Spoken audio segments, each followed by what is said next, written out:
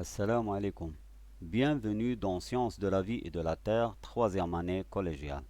La circulation sanguine, leçon numéro 2. L'appareil circulatoire.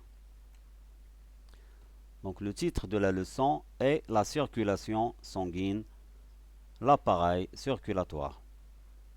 إذن عنوان الدرس الدوران أو الدم والدوران الدموي. واليوم سوف نقوم بدراسة جهاز الدورة الدموية. Donc on a vu l'appareil circulatoire est formé du cœur et un réseau de vaisseaux sanguins. Donc l'appareil circulatoire, aussi appelé appareil cardiovasculaire. Donc il est formé du cœur et un réseau de vaisseaux sanguins. إذن جهاز الدوران مكون من القلب ومن شبكة من العروق الدموية. Le sang circule dans notre organisme grâce au cœur. Comment le cœur assure-t-il cette fonction؟ الدم ينتشر داخل الجسم ويوزع داخل الجسم بفضل القلب. فكيف يستطيع القلب القيام بهذه الوظيفة؟ Ici, donc, nous remarquons qu'il y a des appellations telles que artère et veine. Donc ici, on remarque qu'on appelle ce vaisseau sanguin artère carotide, veine jugulaire. Donc, que signifient ces deux mots, c'est-à-dire artère et veine؟ إذن نسمي بعض العروق الدموية بالشرايين والأوردة، شريان ووريد. فما معنى هذه المصطلحات؟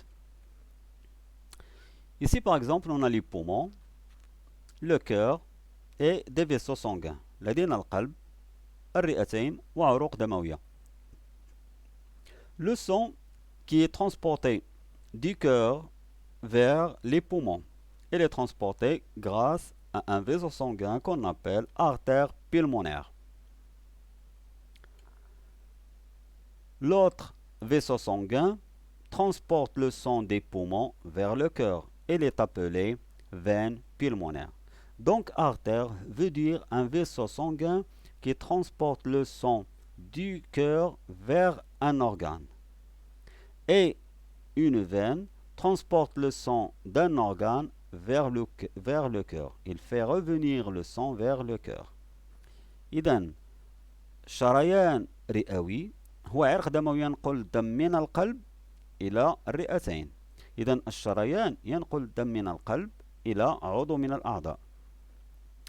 الوريد الرئوي ينقل الدم من الرئتين نحو القلب.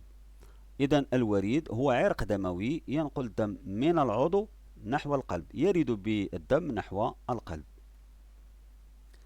Par exemple, ici on a des reins. Ici on a veine rénale, c'est-à-dire que ce vaisseau sanguin transporte le sang des reins vers le cœur.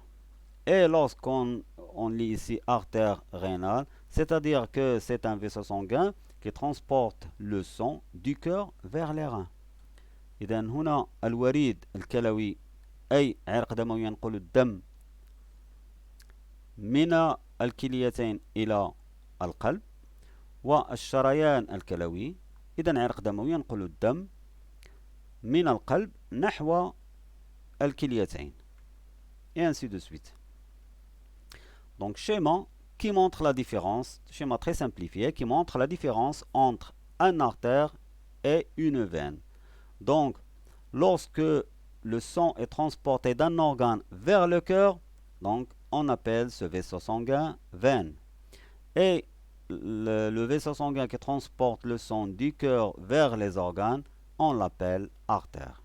إذن veine وريد ينقل الدم من عضو إلى القلب، وشريان ينقل الدم من عرق دموي ينقل الدم من القلب نحو العضو. L'artère est un vaisseau sanguin qui transporte le sang du cœur vers les organes. La veine est un vaisseau sanguin qui transporte le sang des organes vers le cœur. Comparons maintenant ces vaisseaux sanguins. On a des artères, on a des veines et on a des capillaires. Donc les vaisseaux, les artères, on a dit qu'ils transportent le sang du cœur vers les organes. Les veines transportent le sang des organes vers le cœur. Et ces deux vaisseaux sanguins, les artères et les veines, se ramifient au niveau des organes sous forme de capillaires sanguins. إذا نعرف أن الشرايين ينقل الدم من القلب نحو الأعضاء والوريد من الأعضاء نحو القلب وهذه العروق الدموية تتشعب وتتفرع داخل الأعضاء على شكل شعيرات دموية. Maintenant, on observe que l'artère a une paroi épaisse. Par contre, la veine a une paroi plus mince. Deuxièmement, la pression à l'intérieur des artères est forte puisque le sang propulse, le cœur propulse le sang avec une force vers les artères. Donc la pression sera élevée, très élevée. Par contre, les veines qui ramènent le sang vers le cœur, on aura une pression à l'intérieur des veines qui est faible. Et cette pression deviendra très très faible au niveau des capillaires sanguins. Autre différence, ici on a une artère et les veines. On observe que la lumière des artères est vide. Il n'y a pas de valvule. Par contre, à l'intérieur des veines, on trouve des valvules qu'on appelle valvules veineuses, c'est-à-dire des valvules des veines. إذن أيضا على مستوى الشرايين لا توجد صميمات بينما داخل الأوردة نجد صميمات تسمى صميمات وريدية أي صميمات داخل الوريد des valvules veineuses. Donc ces valvules veineuses en fait ils aident le sang à revenir vers le cœur. Donc puisque le muscle ne propulse pas le sang et le cœur n'aspire pas le sang, donc comment ce sang pourra-t-il revenir d'un organe vers le cœur? C'est grâce à ces valvules, puisque ces valvules, lorsqu'elles s'ouvrent, elles laissent passer le sang, et lorsqu'ils se ferment, elles empêchent le sang de revenir en sens inverse. Donc, ils aident le sang à revenir vers les organes. إذن هذه الصميمات لها دور مهم وهي أنها عندما تنفتح تساعد الدم على المرور وتمنع من رجوعه نحو الأعضاء وهكذا ينتقل الدم أو تساعد رجوع الدم نحو القلب. إذن الأوردة تحتوي على صميمات تسمى صميمات وريدية بينما الشرايين لا تتوفر على هذه الأوردة على هذه الصميمات. Donc ici nous observons que lorsqu'ils s'ouvrent, ils permettent le passage du sang et lorsqu'ils se ferment, ils empêchent le sang de revenir vers les organes.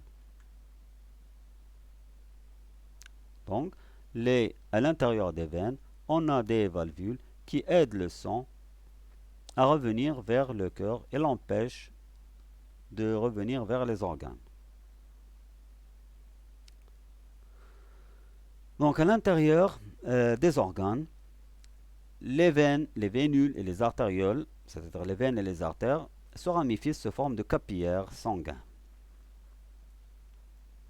Tableau comparatif des vaisseaux sanguins. Donc, on a les artères ont une paroi épaisse. À l'intérieur, il y a une pression élevée et il n'y a pas de valvule. À l'intérieur, les veines, elles ont une paroi molle, mince, et la pression du sang est basse, c'est-à-dire faible, et il y a des valvules veineuses à l'intérieur de ces veines. Par contre, au niveau des capillaires sanguins, donc les capillaires sanguins ont une paroi très très mince et une pression très très très basse pour permettre les échanges avec les cellules, bien sûr, et ils ne contiennent pas de valvules. On mesure la pression artérielle avec des appareils. Donc on mesure en fait la pression des artères, pas celle des veines, puisque au niveau des artères où il y a la pression forte. Et cette pression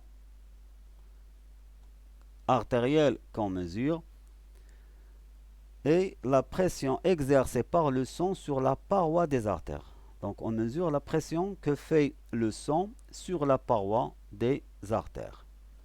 C'est cette pression qu'on mesure.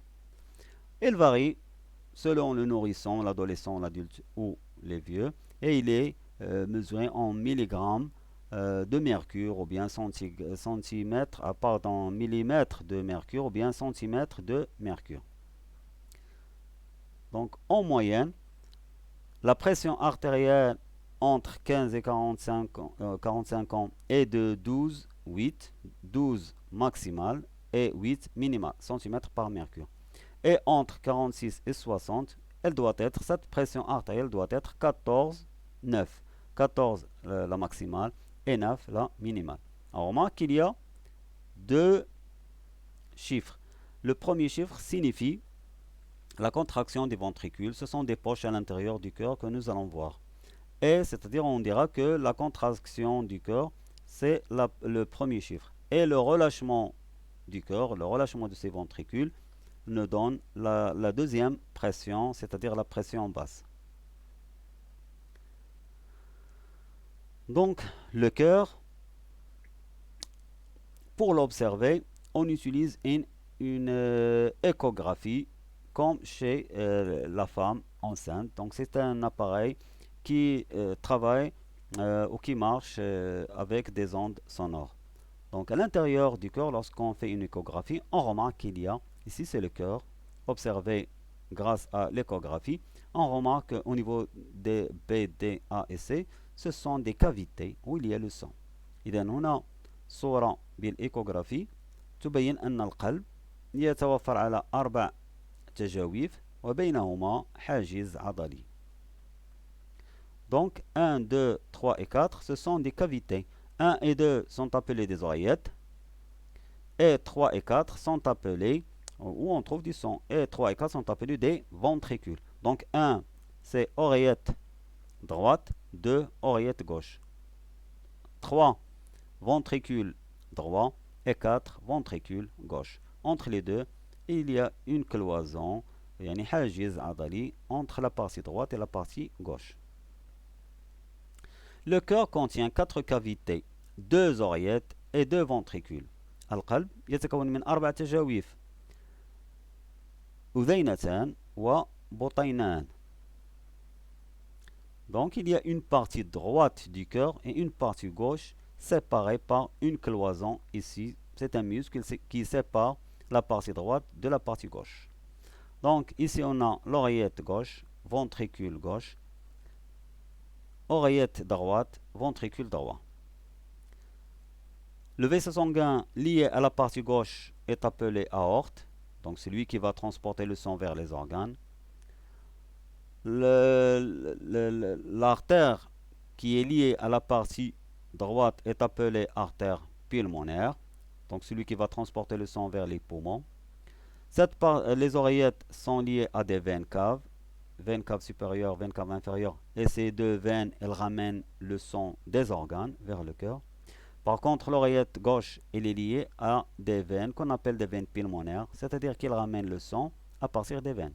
إذا لدينا جهة يسرى غنية بدم غني بالأكسجين، إذا هذا الدم يجب أن ينطلق ويمر نحو الأعضاء، والجهة اليمنى تحتوي على دم فقير من الأكسجين، إذا هذا الدم آت من الأعضاء وسوف يمر نحو الرئتين للتخلص من سوده. إذا لدينا أذينة يمنى وأذينة يسرى، بطين أيمن وبطين أيسر، بينهما حاجز عضلي. الشريان المتصل بالجهة اليسرى يسمى الشريان الأبهر، سوف ينقل الدم نحو الأعضاء. والأوردة المتصلة بالأذينة تسمى الأوردة الرئوية لأنها تأتي بالدم من الرئتين. بينما بالنسبة للجهة اليسرى الشريان يسمى الشريان الرئوي لأنه ينقل الدم نحو الرئتين، والأوردة المرتبطة بالأذينة اليمنى سوف تأتي بالدم من الأعضاء. Donc il y a une cloison entre la partie gauche et la partie droite. Le cœur est un muscle constitué d'une partie droite et d'une partie gauche. Bien sûr, la partie droite est riche avec du sang qui ne contient pas, qui est très pauvre en oxygène, et la partie gauche contient du sang qui est très riche en oxygène. Donc le cœur est formé d'une partie droite et d'une partie gauche. Nous allons pratiquer maintenant, bien observer, une coupe transversale du cœur. lorsqu'on fait une coupe, يعني مقطع عرضي على مستوى القلب, donc on observe que la partie gauche contient du sang rouge vif et la partie droite contient du sang rouge sombre. C'est-à-dire que cette partie, le sang va être transporté vers les organes. C'est pour cela qu'on observe que la paroi, ou bien ce myocarde, le muscle du cœur est appelé myocarde. Donc cette paroi du ventricule gauche est épaisse. Elle doit être forte pour propulser le sang vers les organes du corps. Par contre, la paroi du ventricule droit est plus mince parce que le sang à l'intérieur du ventricule droit est pauvre en oxygène. Elle doit être transportée vers les poumons et les poumons sont très proches du cœur. Le muscle du cœur qu'on appelle myocarde, le muscle de la partie gauche est plus épais que celui de la partie droite. Maintenant, voyons les vaisseaux sanguins qui sont liés au cœur. Donc, lorsque ici on a la veine cave, c'est-à-dire les veines qui sont reliées à la partie droite du cœur. Donc, lorsqu'on met de l'eau et on exerce une pression sur la seringue, l'eau sort de l'artère aorte. Comme conclusion, le sang va entrer par les veines caves et il va sortir du cœur par l'artère aorte. إذن عندما ننجز التجربة التالية أي ندفع الماء بواسطة حقنة داخل الوريد الأجوف، نلاحظ أن هذا الماء يخرج من الشريان الأبهر. إذن الدم يدخل من الوريد الأجوف ويخرج من القلب عن طريق الشريان الأبهر. Si on inverse, on constate que l'eau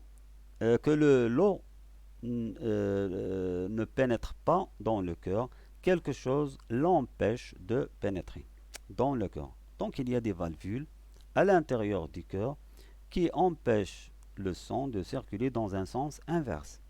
عندما نعيد تجربة ولكن بشكل معاكس، نحاول إدخال الماء من الشرايين الأبهر، نلاحظ أن هذا الماء لا يمر داخل القلب، هناك شيء ما يمنعه. هذا الشيء هما الصميمات القلبية. إذن الصميمات القلبية تساعد على جريان الدم في اتجاه واحد وتمنع من رجوعه في اتجاه معاكس. Donc ce sont les valvules ici, nous observons les valvules à l'intérieur du cœur. Donc dans le cœur, il y a des valvules. Voici ici une valvule, donc qu'on appelle valvule aortique. Donc les valvules, ce sont des sortes de portes qui s'ouvrent et qui se ferment, mais qui orientent la circulation du sang dans un seul sens. إذن هذه الصميمات توجه جريان الدم في اتجاه واحد وتمنعه من الرجوع. Donc on a deux types, en fait, il y a deux types de valvules à l'intérieur du cœur. Des valvules entre les oreillettes et les ventricules et des valvules au début des artères, c'est-à-dire au début des artères à l'intérieur du cœur. Donc il y a deux types de valvules. Ici nous voyons l'ouverture et la fermeture des valvules qu'on appelle valvules auriculo-ventriculaires entre les oreillettes et les ventricules. Et au début des artères, ici et ici, ce sont des valvules artérielles. Les deux sont appelées des valvules cardiaques, des valvules à l'intérieur du cœur.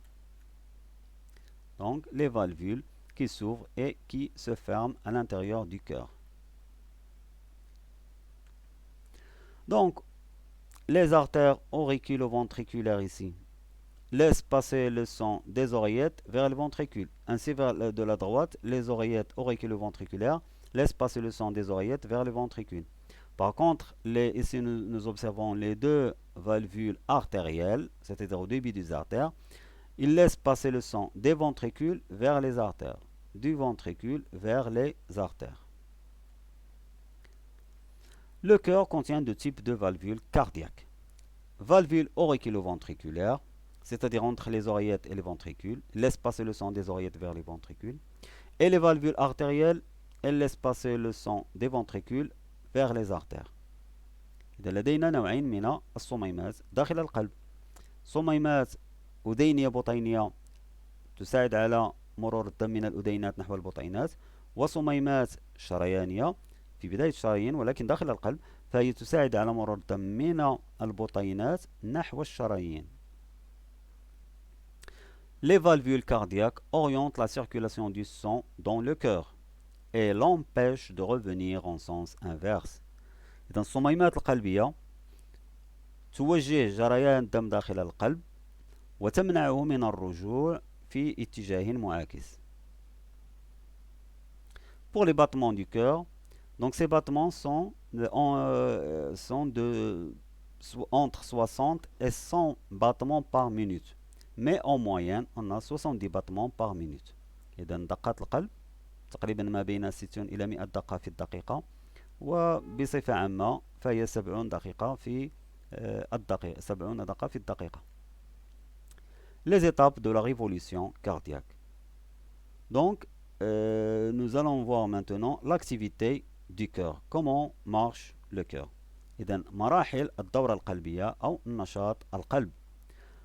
La première étape est appelée diastole. On remarque que le sang est au niveau des oreillettes. Le cœur est au repos, donc, et cette phase dure 0,4 secondes. المرحلة الأولى نلاحظ فيها أن الدم يوجد على مستوى الأذينات والقلب في حالة راحة، وهي تستمر 0,4 ثانية. Deuxième étape, le sang arrive au niveau des ventricules. On appelle cette étape systole auriculaire et il dure 0,1 seconde. المرحلة الثانية الدم يمر نحو البطينات بعد انقباض الأذينات وهي تستمر 0,1 ثانية. Troisième étape est appelée systole ventriculaire. Il y a contraction des ventricules et qui propulse le sang vers les artères. Donc le sang va se retrouver au niveau des artères. Et cette phase dure 0,3 secondes. المرحلة الثالثة أن هناك انقباض البطينات والدم سوف يمر نحو الشرايين وهي تستمر 0,3 ثانية. Par conséquent, le cœur est au repos 0,4 secondes et il travaille 0,4 secondes. Maintenant, on a dit que c'est la phase de diastole. Donc, le sang est au niveau, donc il arrive par les veines au niveau de la partie des veines caves vers l'oreillette droite. Il arrive à partir des veines pulmonaires, il arrive des poumons au niveau de la partie gauche. Le cœur est au repos. Cette phase est appelée diastole. On remarque que il n'y a pas de contraction d'oreillette ni de ventricule et que les deux valvules cardiaques sont fermées. Après ça, il y a contraction des oreillettes. Ce qui, avec ouverture, il y a contraction des oreillettes, avec ouverture des valvules auriculo-ventriculaires, ce qui entraîne le passage du sang des oreillettes vers les ventricules, de l'oreillette droite vers les ventricules en même temps. Donc la phase s'appelle systole auriculaire. إذا بعد انقباض الأذينات وانفتاح الصميمات الأذينية البطينية الدم يمر من الأذينات نحو البطينات. Troisième phase, c'est la phase du systole ventriculaire. Il y a cette fois-ci la contraction des ventricules avec fermeture des valvules auriculo-ventriculaires pour empêcher que le sang retourne vers les oreillettes.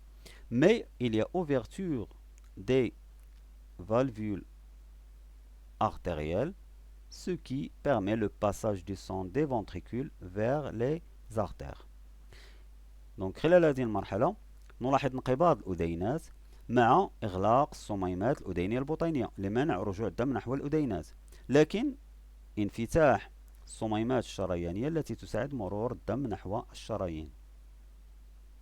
Et ainsi, nous observons que il y a contraction des oreillettes, puis contraction des ventricules, puis le sang arrive de nouveau vers les oreillettes. Et ça continue pendant toute la vie. Donc en même temps, il y a contraction des deux oreillettes, puis contraction des deux ventricules, et ainsi de suite. Les étapes de la révolution cardiaque. On a la phase de diastole, phase de systole auriculaire et la phase du systole ventriculaire. Systole, les oreillettes se remplissent de sang, le cœur est au repos. Systole auriculaire, contraction des oreillettes et ouverture des valvules auriculo-ventriculaires, le sang passe vers les ventricules. Systole ventriculaire, il y a contraction des ventricules et ouverture des valvules artérielles, le sang passe vers les artères.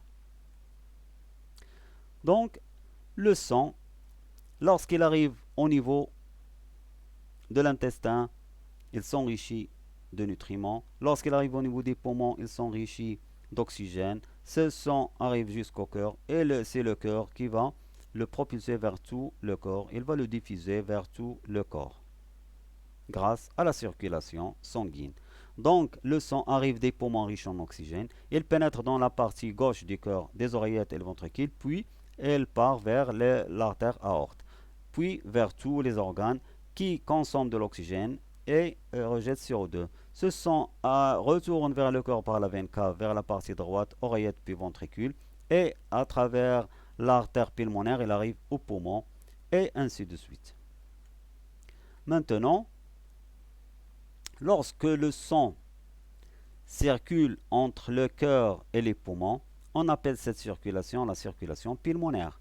Lorsque le sang circule entre le cœur et le reste du corps, ça s'appelle une circulation générale. Ainsi, la circulation sanguine est une double circulation. عندما ينتقل الدم بين القلب والرئتين تسمى هذه الدورة الرئوية. عندما ينتقل الدم بين القلب وباقي الأعضاء تسمى هذه الدورة العامة. إذا هناك دورة رئوية ودورة عامة. إذا الدورة الدموية تلقب بالدورة المزدوجة. Donc la circulation pulmonaire, la circulation sanguine, donc la circulation générale, donc la circulation sanguine est une double circulation. La circulation sanguine est dite une double circulation car elle se fait en deux phases, la circulation pulmonaire et la circulation générale. La circulation pulmonaire quand le sang circule entre le cœur et les poumons. La circulation générale quand le sang circule entre le cœur et les organes. Bilan. Le cœur est le moteur de la circulation sanguine qui se fait grâce à un réseau de vaisseaux sanguins. القلب هو محرك الدورة الدموية والتي تتم بفضل شبكة من العروق الدموية التي رأينا شرايين أوردة الشعيرة الدموية وخصائصها. Évaluation. Reliés par une flèche les termes des deux listes. Donc on a vaisseau transportant le sang vers les organes. Donc le vaisseau transportant le sang vers les organes. C'est un artère. Cavité cardiaque liée à des veines. Cavité cardiaque liée à des veines. Donc c'est l'oreillette. L'oreillette est reliée à des veines. Ou bien les veines pulmonaires à gauche, ou bien veines caves au niveau de la partie droite. Vaisseaux sanguins, vaisseaux se ramifiant dans les organes, ce sont les capillaires sanguins. Donc, الشعيرة الدموية التي تتفرع على مستوى الأعضاء هي الشعيرة الدموية. Obstacle entre les deux parties du cœur. Donc, l'obstacle entre les deux parties du cœur, c'est un cloison musculaire. Donc, c'est un muscle qui est entre la partie droite et la partie gauche. Complétez le schéma suivant pour représenter le trajet de la circulation sanguine. Donc on a le sang qui arrive au niveau de la veine cave, il passe vers le poumon à travers des parties, puis il arrive à l'aorte. Donc il faut remplir le vide. Donc on a le sang au niveau de la cave, de la partie droite. Donc ici on a la cave supérieure et la cave inférieure où le sang arrive des organes. Donc après la cave inférieure et supérieure, il y a l'oreillette. Puis le sang arrive au niveau des oreillettes, bien sûr oreillette droite. Puis ventricule droit. Et le sang arrive au niveau de l'artère aorte. Lorsque le sang arrive au niveau de l'aorte, donc il passe vers les poumons. Donc nous sommes arrivés au niveau des poumons.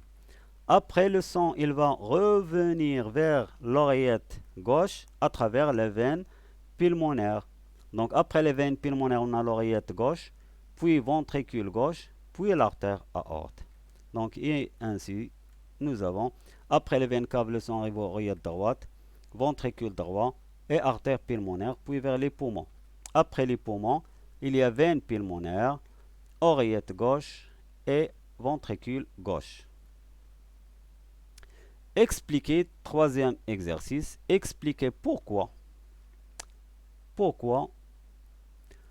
le sang de la partie droite du cœur ne se mélange pas avec celui de la partie gauche. Donc, le sang de la partie droite ne se mélange pas avec le sang de la partie gauche. La réponse, c'est parce que la cloison musculaire l'empêche. Donc, il y a une cloison musculaire entre la partie droite et la partie gauche. Pourquoi le sang ne circule pas des ventricules vers les oreillettes? Le sang ne circule pas des ventricules vers les oreillettes. Bien parce que les valvules auriculo-ventriculaires l'empêchent de revenir des ventricules vers les oreillettes. Pourquoi le sang de la partie gauche du cœur est riche en oxygène? Pourquoi il est riche en oxygène, le sang de la partie gauche? Ben parce que il arrive des poumons. Le sang s'enrichit d'oxygène au niveau des poumons. Pourquoi on parle d'une double circulation sanguine? On parle d'une double circulation sanguine parce qu'il y a une circulation pulmonaire et une circulation générale. Quatrième exercice, soit le schéma du cœur suivant. La question A, légende les schémas, c'est-à-dire donner les noms. Préciser l'étape de la révolution cardiaque en justifiant. Quelle est l'étape de la révolution cardiaque au niveau elle est présentée dans ce schéma. Et enfin, colorier l'endroit du sang. La légende, donc bien sûr, la partie gauche, donc 1, ça sera l'artère aorte. 2, les veines pulmonaires. 4, oreillette gauche. 5, oreillette droite. Au niveau de la partie droite, donc 6, c'est l'artère pulmonaire. 7, oreillette droite. 8, veine cave. Et 9, ce sont les valvules auriculo-ventriculaires. Par contre, 3, ce sont les valvules artérielles.